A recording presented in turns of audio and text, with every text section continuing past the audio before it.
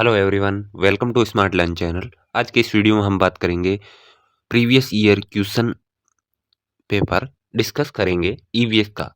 आगे भी हमने सीडीपी का भी देख रखा है, अब ईवीएस का करेंगे।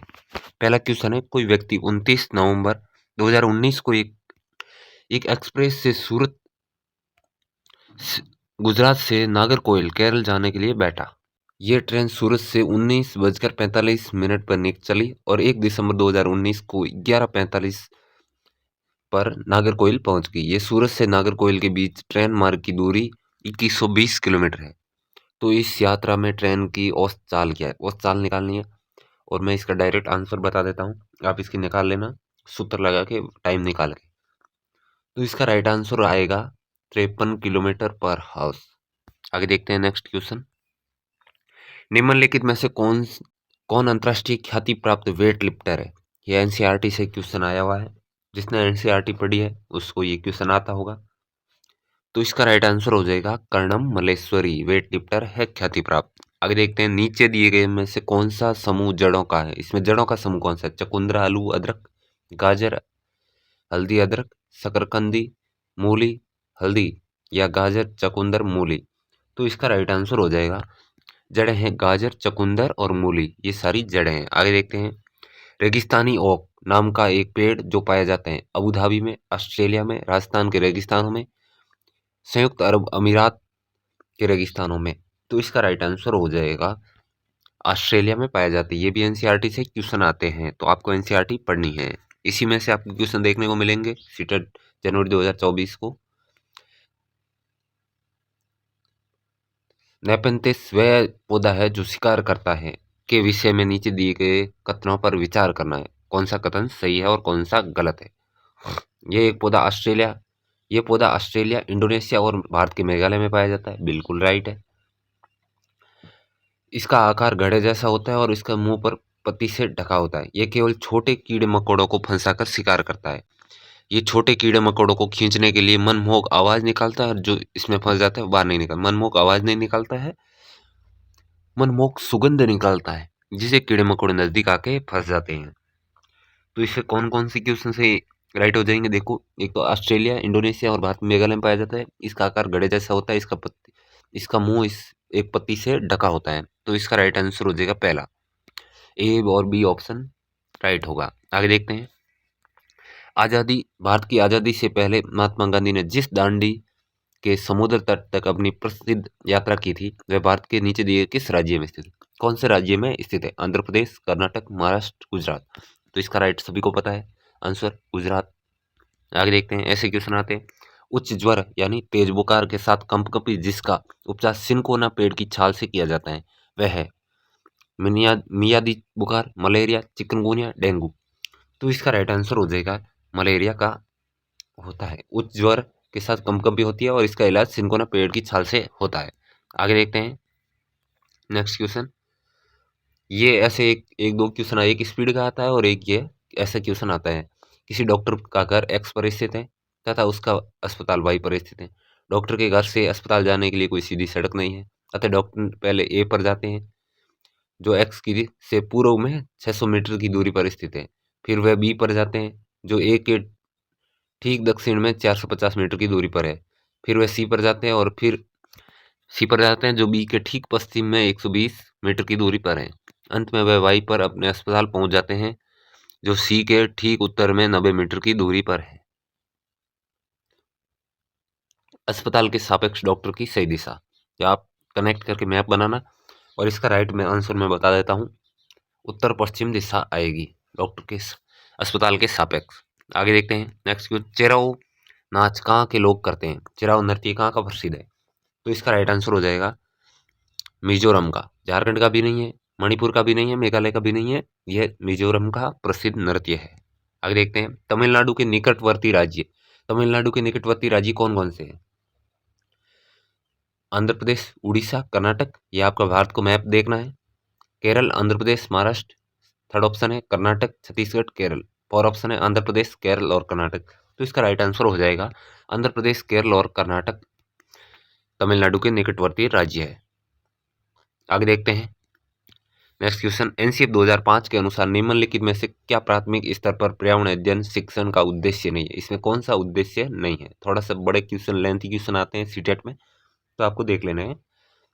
विशेषतः प्राकृतिक पर्यावरण के प्रति बच्चों को जिज्ञासा और एवं सृजनात्मकता को बढ़ावा देना, अवलोकन, वर्गीकरण और निष्कर्ष निकालने आदि प्रक्रियाओं के माध्यम से बुनियादी संज्ञानात्मक और गत्यात्मक कौशल प्राप्त करने के लिए खोजबीन से जुड़ी और हाथों से करने वाले कार्य में बच्चों को संलग्न करना, प्राकृतिक, सांस्कृतिक व सामाजिक पर्यावरण के बीच संबंधों को पहचानने एवं समझने में बच्चों को प्रशिक्षित करना, पर्यावरणीय समझ के द्वारा बच्चों में सटीकता, संख्यात्मक कौशल का विकास करना। तो इसमें ये 4 नंबर ऑप्शन गलत हो जाएगा। उद्देश्य नहीं है, पर्यावरण समझ के द्वारा बच्चों को सटीकता, संख्यात्मक कौशल का विकास करना। तो नेक्स्ट क्वेश्चन देखते हैं, इसका राइट आंसर हो जाएगा 4 नंबर ऑप्शन। पर्यावरण अध्ययन कक्षाओं 3rd से 5 के लिए विशेष क्षेत्र है जो संकलित है। कौन कौन सा पर्यावरण अध्ययन में विषय आते हैं? विज्ञान की अवधारणा और मुद्दों को, पर्यावरण शिक्षा, सामाजिक अध्ययन और विज्ञान की अवधारणा और मुद्दों को, विज्ञान और सामाजिक विज्ञान की अवधारणा एवं मुद्दों को, पर्यावरण शिक्षा और विज्ञान की अवधारणा और मुद्दों को। तो इसका राइट आंसर हो जाएगा पर्यावरण शिक्षा भी होगी, सामाजिक अध्ययन और विज्ञान की अवधारणा और मुद्दे भी शामिल होंगे। तो इसका राइट आंसर हो जाएगा 2 नंबर ऑप्शन। आगे देखते हैं, निम्नलिखित में से क्या पर्यावरण अध्ययन के संदर्भ में सही है? पर्यावरण अध्ययन एक विषय है जो 1 से 5 तक पढ़ाया जाता है, कक्षा तक पढ़ाया जाता है। सेकंड, फर्स्ट से सेकंड की कक्षाओं के लिए भाषा और गणित के माध्यम से पर्यावरण अध्ययन पढ़ाया जाता है, बिल्कुल सही है ये कथन। 3, क्लास 2, 3 और 4 की कक्षाओं के लिए पर्यावरण अध्ययन से जुड़े मुद्दों को भाषा और गणित के माध्यम से पढ़ाया जाता है? नहीं। 4 नंबर ऑप्शन है, 1 और 2 तक की कक्षाओं के लिए पर्यावरण अध्ययन से जुड़े मुद्दे विज्ञान और सामाजिक विज्ञान द्वारा पढ़ाए जाते हैं। तो इसका सही ऑप्शन हो जाएगा कक्षा 1 और 2 की कक्षाओं के लिए भाषा और गणित का माध्यम से पर्यावरण अध्ययन पढ़ाया जाता है। नेक्स्ट क्वेश्चन देखते हैं, बच्चों को पर्यावरण अध्ययन को सीखने के लिए खोज करने के द्वारा पर्याप्त समय दिया जाता है। यह इंगित करता है कि पर्यावरण अध्ययन याद करके सीखा जाता है, पर्यावरण अध्ययन सूचनाओं के द्वारा सीखा जाता है, पर्यावरण अध्ययन बाल केंद्रित है, पर्यावरण अध्ययन शिक्षक केंद्रित है। तो इसका राइट आंसर हो जाएगा पर्यावरण अध्ययन बाल केंद्रित है। आगे देखते हैं, निम्नलिखित में से कौन सा पर्यावरण अध्ययन पाठ्यक्रम को सुझावित प्रकरणों का उप प्रकरण है? थीम की उप थीम है, परिवार और मित्र, भोजन, जानवर, हम चीजें कैसे बनाते हैं। तो इसका राइट आंसर हो जाएगा जानवर, जानवर उप थीम है। आगे देखते हैं, निम्नलिखित में से क्या पर्यावरण अध्ययन के शिक्षक के लिए वांछनीय गतिविधि है? विभिन्न कक्षाओं में बहुसांस्कृतिक क्षेत्रों को संबोधित करना, पर्यावरण अध्ययन की अवधारणाओं से संबंधित महत्वपूर्ण सूचनाओं को बच्चों को देने के लिए प्रेरित करना, पर्यावरण अध्ययन की 6 प्रकरणों रेखीय आयोजन करना, केवल पाठ्यपुस्तकों पर आश्रित रहना। तो इसका राइट आंसर हो जाएगा केवल पाठ्यपुस्तकों पर आश्रित रहना, ये वांछनीय गतिविधि होगी। आगे देखते हैं, हालांकि सीटेट ने आंसर ये माना विभिन्न कक्षाओं में बहुसांस्कृतिक क्षेत्रों को संबोधित करना। आगे देखते हैं, निम्नलिखित में से क्या पर्यावरण अध्ययन में बच्चों के द्वारा ज्ञान की रचना में महत्वपूर्ण है? बच्चे सक्रिय भाग लेना, बच्चों के समुदाय के सदस्य, पर्यावरण अध्ययन की पाठ्यपुस्तकें, पर्यावरण अध्ययन की पाठ्यपुस्तक में दी गई व्याख्या और परिभाषा। तो इसका राइट आंसर हो जाएगा ए ऑप्शन, ए, बी और सी। बच्चे सक्रिय भाग लेना चाहिए, बच्चे के समुदाय के सदस्य भी होने चाहिए, पर्यावरण अध्ययन की पाठ्यपुस्तकें भी होनी चाहिए। आगे देखते हैं, बच्चों को पर्यावरण अध्ययन सीखने में प्रभावशाली तरीके से जोड़ा जा सकता है। क्या जोड़ना चाहिए जिससे प्रभावशाली तरीके से सीखे? वृत्तांत, कहानियां, शिक्षक के द्वारा अवधारणाओं की प्रभावशाली व्याख्या, शिक्षक के द्वारा अवधारणाओं का प्रभावशाली प्रदर्शन।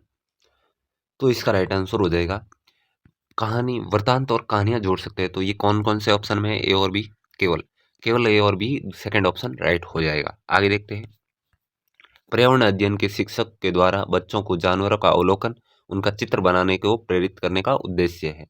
बच्चों को सृजनात्मकता का विकास करना, बच्चों का अवलोकन और रचनात्मक कौशलों का विकास करना, बच्चों में सौंदर्यगत संवेदना का विकास करना। तो इसका तीनों ही ऑप्शन सही है। तो इसका राइट आंसर हो जाएगा 4 नंबर ऑप्शन, ए, बी, सी और डी, सी, ए, बी, सी।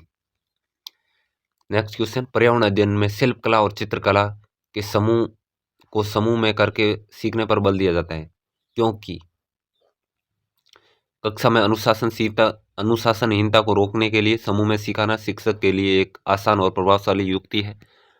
समूह में सिखाना सहपाठी द्वारा दिए सीखने को प्रोत्साहित करता है। समूह में सिखाना कक्षा में सामाजिक अंतःक्रिया को बेहतर करता है।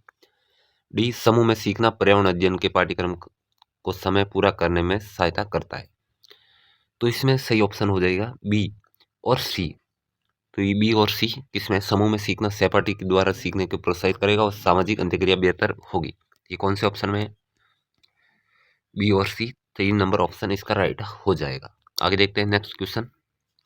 निम्नलिखित में से क्या पर्यावरण अध्ययन को सीखने का सबसे प्रभावशाली संसाधन है? परिवार के सदस्य, समुदाय के सदस्य, समाचार पत्र, कक्षा। तो इसका राइट आंसर हो जाएगा परिवार के सदस्य, समुदाय के सदस्य और समाचार पत्र। तो इसका राइट आंसर हो जाएगा 3 नंबर ऑप्शन।